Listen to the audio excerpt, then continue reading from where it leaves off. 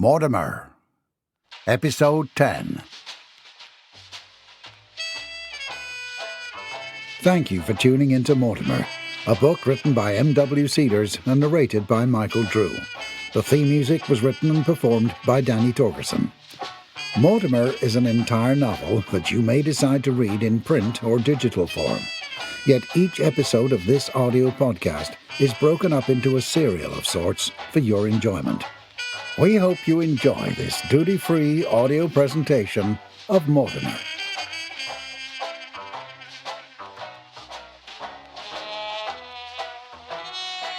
That a family of the Longhorn stature must endure this type of audio shenanigans is indeed an oppressive turn of events. But alas, I must listen on and on to ensure that our stockholders are not harmed in this episode of Mortimer.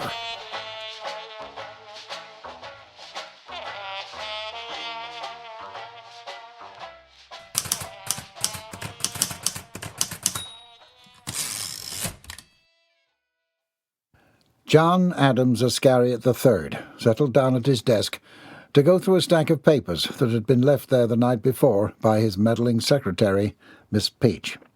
He flipped to the first page and was filled with rage as he noted the name at the top of the important shipping contract that was to be going out later that month to the Orient tea market. Another contract in which he, John Adams, had helped brilliantly negotiate in all the glory of a true tradesman. But that rotund, good-for-nothing, lazy man-child, Mortimer's name was plastered all over the documentation that legally immortalized John's hard work. John glowered at the lovely cursive atop the contract of the Centennial Shipping Line letterhead. It read, President and CEO, Mortimer Ascariot. John felt steam building in his head as his eyes fell upon the teeny-tiny lettering below Mortimer's name. It read, Temporary Manager, John Adams Ascariot. This was another daily insult he could not bear. Yet here it was, in bold black ink at the top of every single contract that came across his desk. The idiot, bulbous name of his even more ridiculous good-for-nothing nephew covered every page with condescension that drove John to the brink of insanity.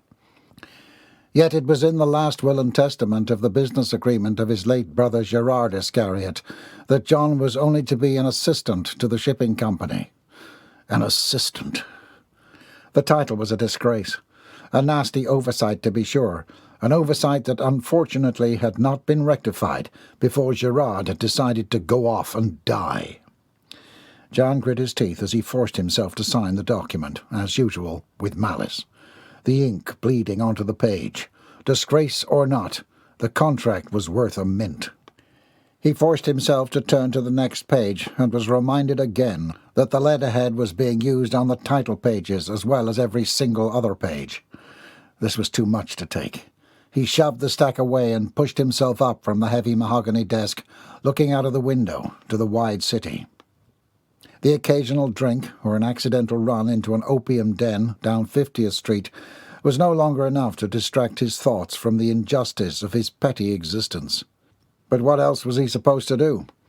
How else was he to get his mind off that grotesque beach whale of a boy whose unibrow rivaled several German leaders from the Great World War? He must have his name at the top of the Centennial letterhead. He had basically run the company since its infancy, and it was time for him to inherit thousands and thousands of dollars in gold and shipping contracts. These were rightfully his. At present, Mortimer had only showed up at the office once, and that was because he'd been lured in by the promise from his nanny for more glass bottles to add to his collection of garbage. The entire situation was abominably unfair.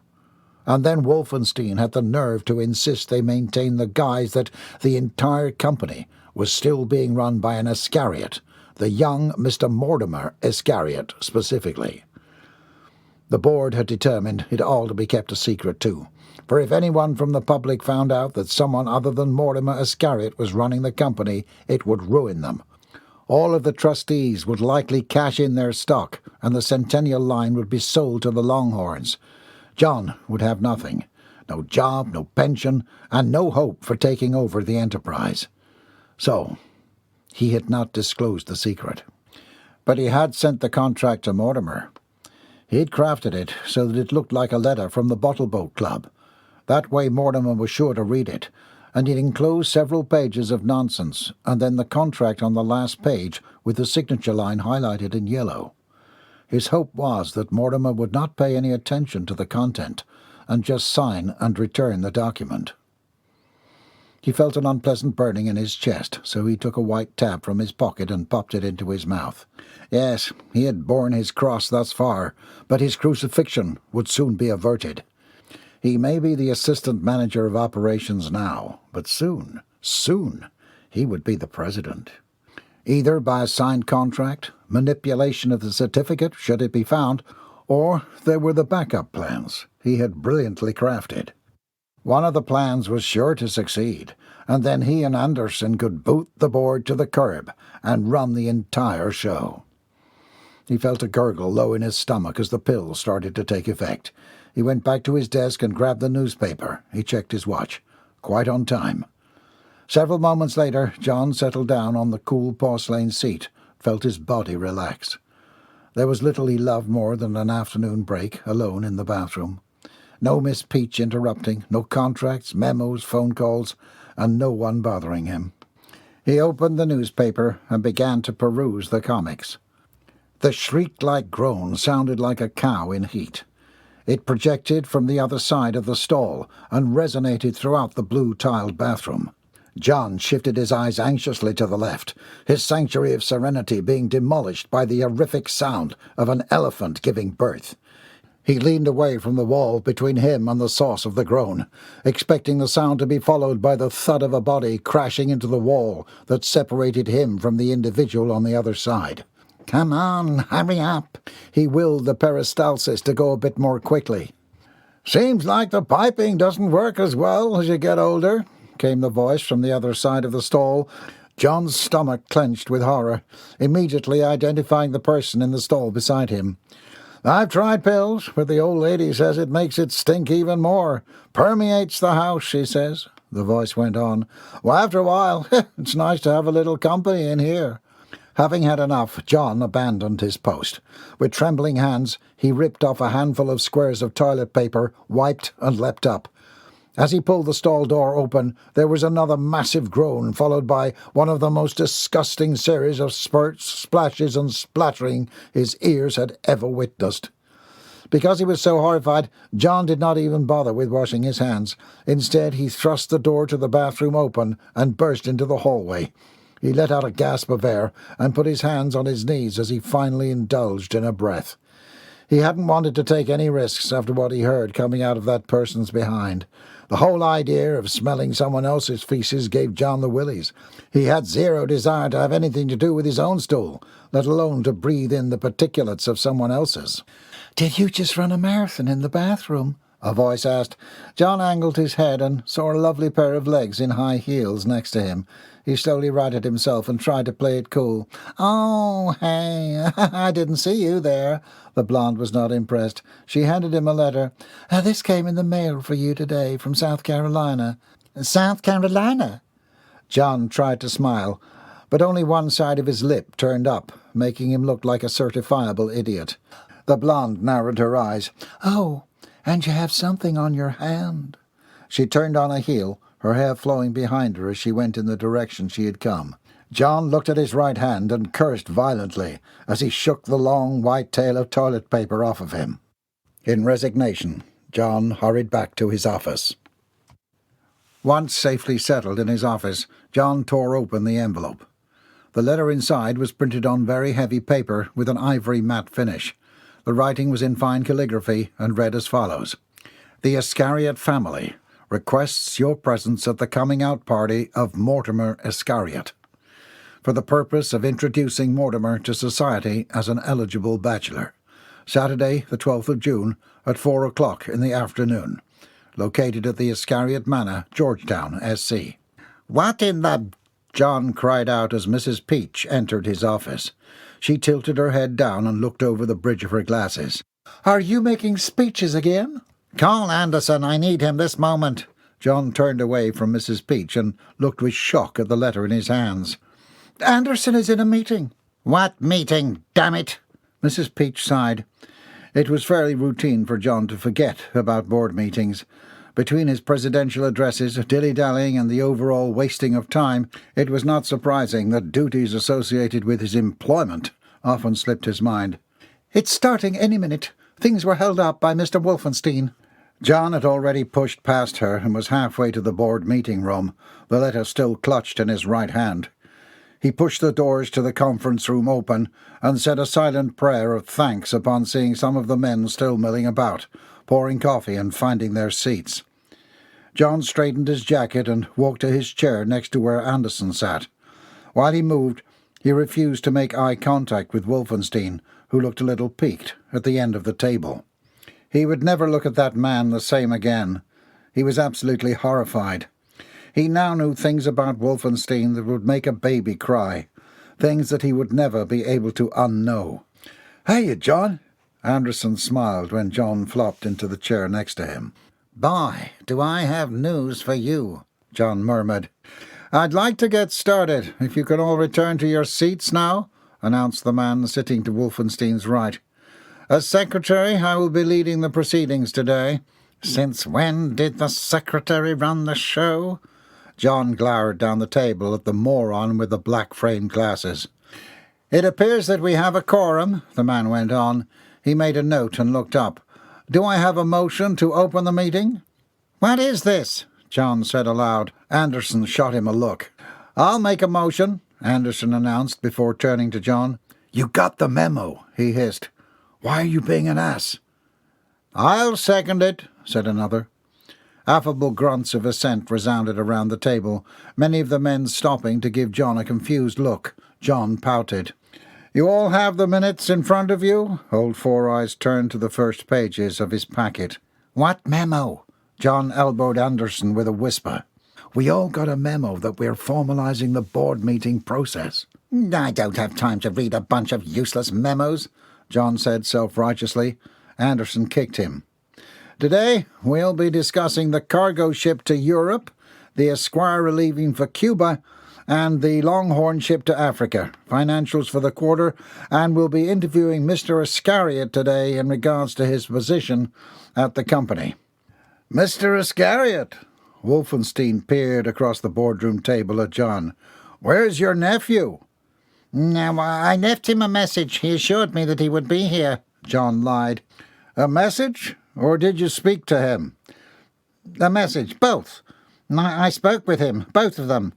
John lied further as he pulled at his bow tie. "Very good," the old codger nodded before turning his attention to the end of the table. "Captain Clark will be sailing to Cuba, Captain Wilcox to Africa." Relieved to have Wolfenstein's attention directed away from him, John tilted his head in feigned curiosity as the show-off from the board meeting a week ago described his solution to the captain's fight between the Centennial and Longhorn trips. They were amicable, of course, and the conflict resolved. The crews for both ships have been selected, trained, and the cargo is being boarded today. "Are we on deadline?" "Yes. Both ships will be leaving at dawn Sunday morning." Wolfenstein nodded in approval, looked at his watch. "What about the shipment from Texas? There was a delay on the rail. What have we done to get the cargo to dock on time?" John elbowed Anderson, slid him the invitation. "Check this out," he whispered. Anderson accepted the letter stealthily and opened it on his lap. He had a terrible poker face, and his eyes all but popped out of his head, and he started choking.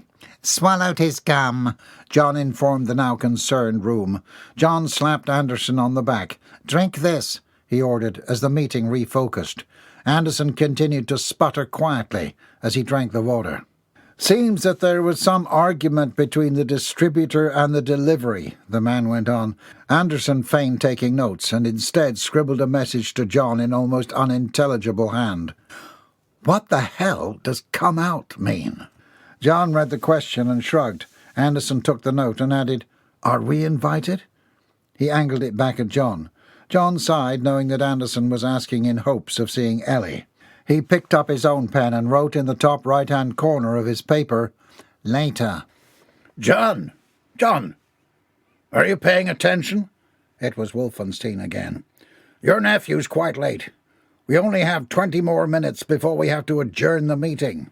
John tried to look surprised, as though he'd just been let down again. I dare say that my dear nephew is not among the most reliable of the family. But what do we do if he doesn't come? A board member asked. Well, it says to me, John piped in, that Mortimer may not be committed to the board. This was something I had secretly feared. We do not want to invite speculation without the gentleman present to defend himself, Mr. Wolfenstein said in Mortimer's defence. You're sure he knew about today's meeting? John nodded. I told him myself. He was doing such a stellar job lying that he was even starting to believe himself. Perhaps Mr. Mortimer's not committed to running the company, a man from the end of the table suggested. John wanted to kiss him. Or else something came up that prevented him from joining us, another countered. I don't know Mr. Ascariot personally, but if he's anything like his father, he'd be here if he could. Mortimer is nothing like his father, John wanted to scream. Instead, he held his breath, waiting to see how the conversation would play out. I agree, said another. John glowered at the idiot across the table. But as far as I can remember, he's only been to the city once since Mr. Ascariot died, another informed the table. We all must also recall that the young man did just lose his father. This is why I've been running the company as president in the interim. Mr. Wolfenstein tried to rein in the gallery. John couldn't help himself. But the company must come first. There are thousands upon thousands who depend on what we do. The four-eyed secretary looked surprised. Well, he does have a good point. I find myself wondering about his dedication to the company. I mean, to miss such an important meeting is most unusual. Anderson shook his head. Of course he's dedicated to the company. He's an Ascariot. I've even heard he wears a captain's hat wherever he goes. John shot Anderson a menacing look. He wears a captain's hat because he thinks he's a captain. John spit back, and then more softly, What the hell are we doing? Follow my lead, Anderson whispered. Well, it appears that since Mr. Ascariot is not here to expressly tell us either way, we'll be left not knowing. John proposes that we give Mortimer one more chance, Anderson piped up. John kicked him beneath the chair. Wolfenstein looked down the table with interest. Do you? John felt sweat gathering on the small of his back. Yes, sure, he said stupidly. What is the proposal? The secretary asked, pen in hand. John shot eye daggers at Anderson before going on. Well, we need a president, and you aren't going to live forever. John cleared his throat at his joke and looked awkwardly around the silent room. Gerard had wished Mortimer to take over. But if Mortimer's unable or unwilling to run the company, we need to know. He's not come to help out. He skipped today's meeting. But in an effort of equanimity, John swallowed the lump in his parched throat, I will go down to Georgetown myself and speak with him. If he's willing, I will bring him back myself. Fine. You have 1 week. If Mortimer abdicates, the company will not pass on to him. Wolfenstein hit the desk with his fist and then turned to the man on his left. Can someone make a motion? I motion to give Mr. Mortimer Ascariot 1 week, and if he fails to appear at the next meeting, he will no longer be eligible to inherit the company, the man across from John said. Seconded, added another. All in favour? The room resounded. Aye, yes. Wolfenstein nodded in approval. Parker, update me on the budget. John grinned with triumph. Everything was going according to plan. The crop had come in splendidly. Jeb stood on the edge of the tobacco field and surveyed the miles of green. He had finished his second round of fertilization, and he massaged the tired muscles in the back of his neck. Satisfied, he walked to the hothouse on the edge of the field.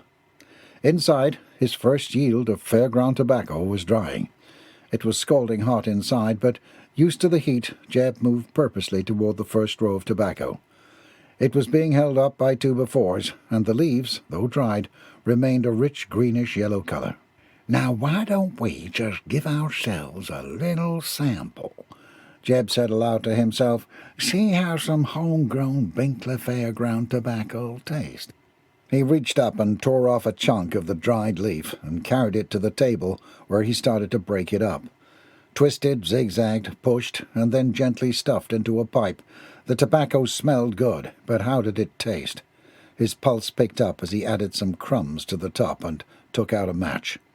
He puffed once, puffed again. "Mr. Van Sant, another letter for you, sir." The squirrely lad tripped over his feet as he rushed into the editor's office. "Slow down, Fisher, or you'll bust the teeth out of your head." Van Sant chided him from behind his desk. A mound of papers a mile high was hanging above his head today, and this was the third time his intern had interrupted him this hour. "Mrs. Carmichael said that this one was important." "Then let me have it." Van Sant reached out for the yellow-stained envelope. "Who's it from, Mr. Van Sant?" Ignoring him, Van Sant tore open the letter. He would know that penmanship anywhere. His hazel eyes quickly scanned the correspondence. "Fisher," he looked up, "fetch Armstrong for me, will you?" "Sure, Mr. Van Sant, right away." It had been several months since he'd received a letter like this. It was starting to seem like many of his clients were a little, what was it his father used to say? Eccentric. Yeah, another eccentric, he told himself. And he had better take care, because customer service was one of the most important parts of this business. Happy customers equal dollars in his pocket. A moment later, a tall, black-haired man stood in the doorway. He pushed a pair of wide-frame glasses up his nose before crossing his arms. "Kid said you wanted to see me." "We got a letter." "What kind of a letter?" Armstrong made no effort to hide his apathy. "This one is important." Van Sant tossed the letter to Armstrong. "Write a response and have it on my desk no later than tomorrow evening." "What kind of a response do you want?" Armstrong asked with an edge of sarcasm. "The congratulatory promotion to Captain 6-0 status, or the elusive condolences due to another one drowning himself in the delusion that one can become a skipper through reading publications and building boats to shove into bottles?" "Neither." Van Sant tossed the letter across his desk. "I want the works." "The works?" Armstrong raised a pair of dark eyebrows. "Yeah, and don't be sloppy with it." "When am I ever sloppy?" "You heard me. I want a fugue." Van Sant pointed at the younger man. "Tomorrow, before closing time." Yeah.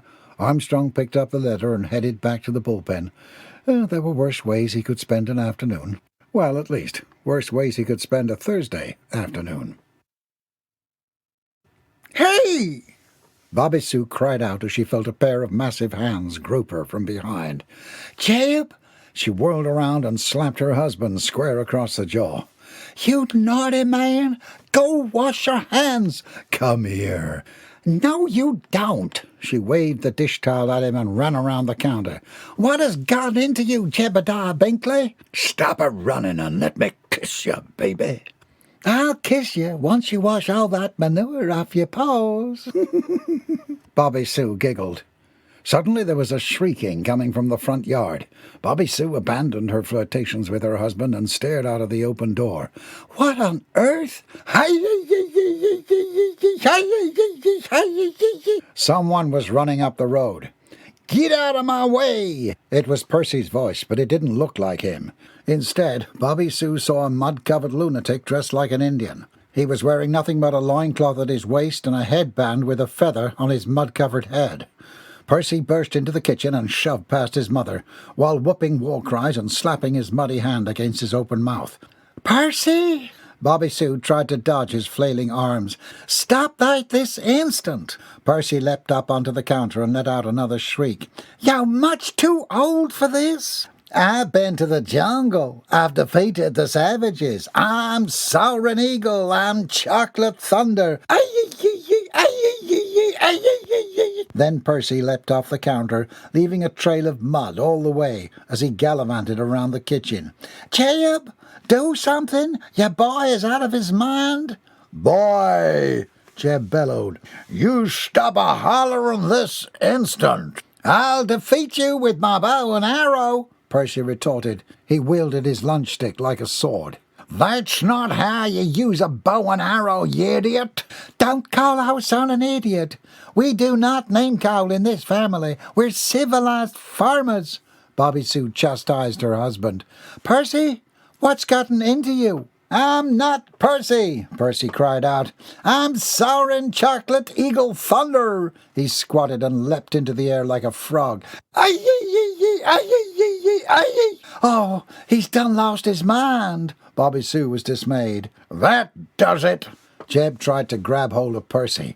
All he accomplished, however, was catching Percy's loincloth. Aye! Percy shrieked, pulling away. Don't you run around out there! Bobby Sue yelled into the yard. You're naked! She ran after her son and, pulling a sheet off the clothesline in the yard, she chased Percy in circles. At that moment, a car pulled up at the end of the drive.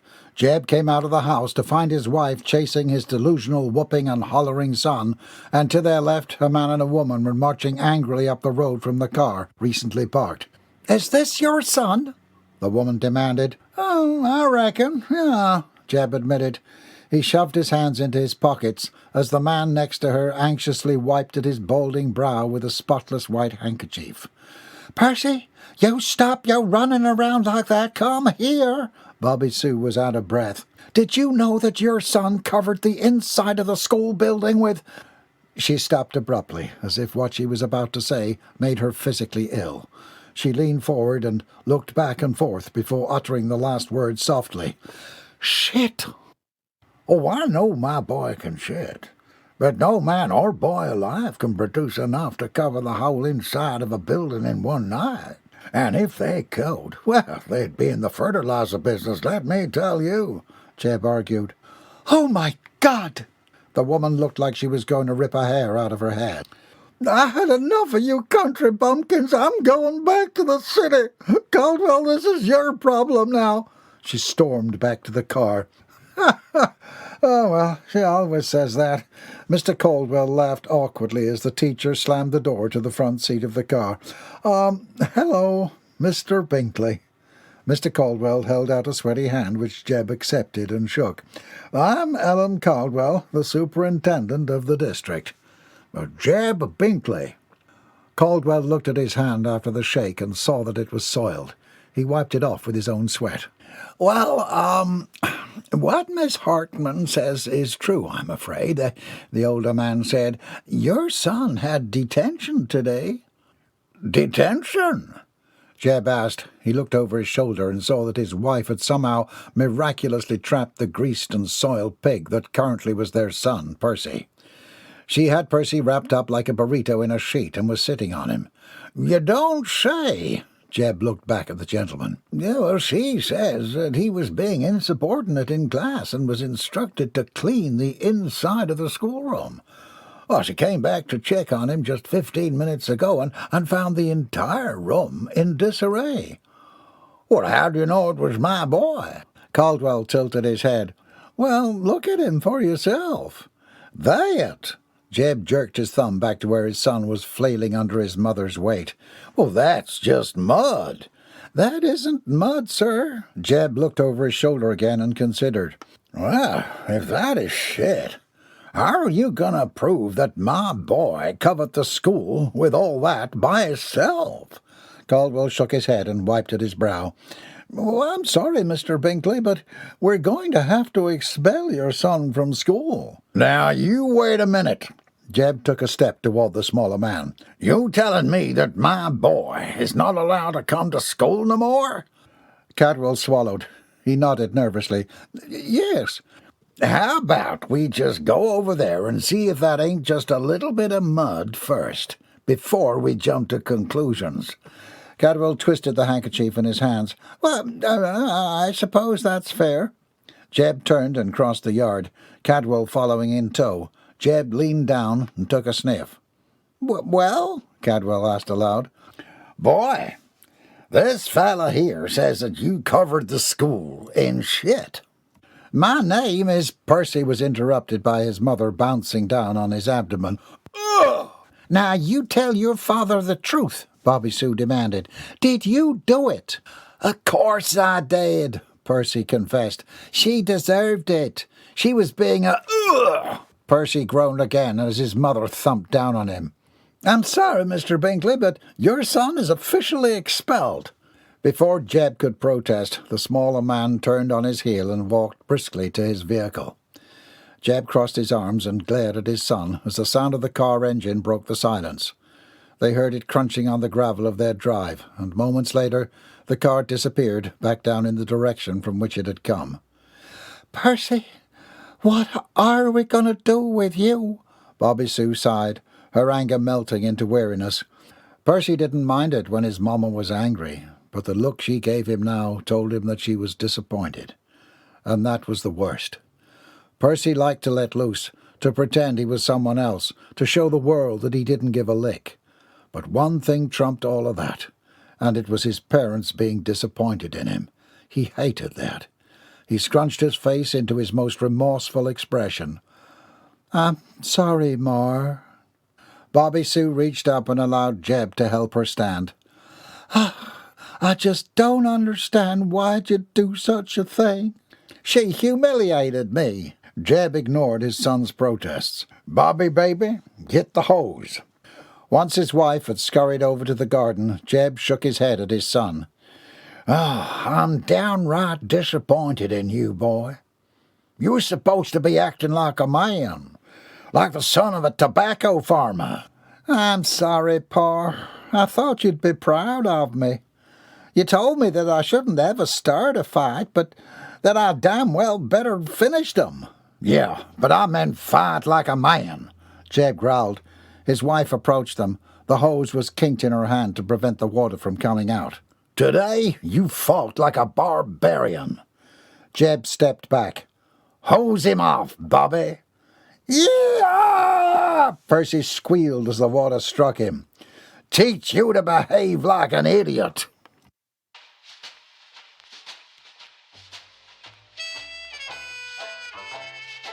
Learn more at www.mortimerbook.com. Copyright 2022 M.W. Cedars.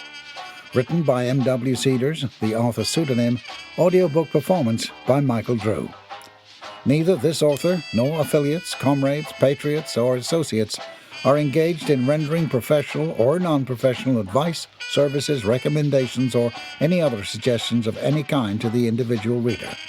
This book is purely fiction, and all opinions and all likenesses of characters, industries, cities, or associations with any place or anyone you know are purely coincidental. Thank you for subscribing to Mortimer, a book written by M.W. Cedars and narrated by Michael Drew. The theme music was written and performed by Danny Torgerson. Be sure to download the next episode.